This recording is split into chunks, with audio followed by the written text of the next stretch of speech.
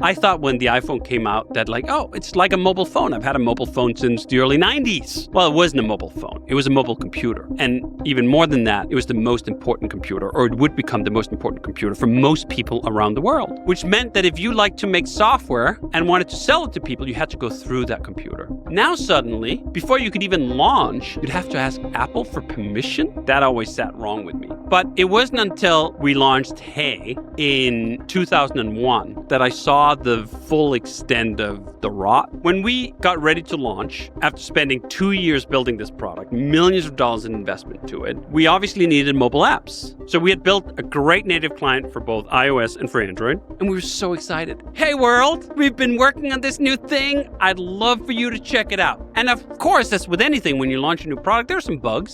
So we quickly found a few in the iOS client and submitted a new build to Apple. Hey, here's our bug fixes. Can you please update? And that's when all hell broke loose. They said, oh, wait a minute. We see that you're not using our in-app payment system, which means that we don't get 30% of your business. You will have to rectify that or you can't be in the App Store. Apple was willing to destroy Hey if we did not agree to give them 30% of all the signups that came through the iOS app. And it wasn't just about the 30%. When you sell an app in the App Store, you're not selling an app to a customer. You're selling an app to inventory at Apple, and then Apple sells an app to that customer. So if you want to give discounts or refunds, if you want to easily support multi-platform, if someone signs up for Hey on their iPhone and they want to switch to Android, it's complete hell. For a million reasons, I did not want to hand my business over to Apple. So we decided to do something that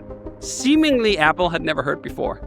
We said, no, this is not fair. This is not reasonable. Please approve. And of course they didn't. And it escalated. And after a couple of days, we realized, you know what? We're going to be dead if they go through with this. Unless we make such a racket, such noise that they will regret it. So I started kicking and screaming and going public. And that turned into a prolonged 2-week battle with Apple that essentially ended in the best possible outcome we could have gotten. We wouldn't hand 30% over to Apple. They wouldn't kick us out of the App Store, but we had to build some bullshit dummy account so that the app did something when you downloaded it. That was a rule that Phil Schiller seemingly made up on the fly when pressed for the 5th time by the media about why we couldn't be in the App Store when a million other companion apps could. But we just happened to be able to create so much pain and noise for Apple that it was easier for them to just let us be than to keep on fighting.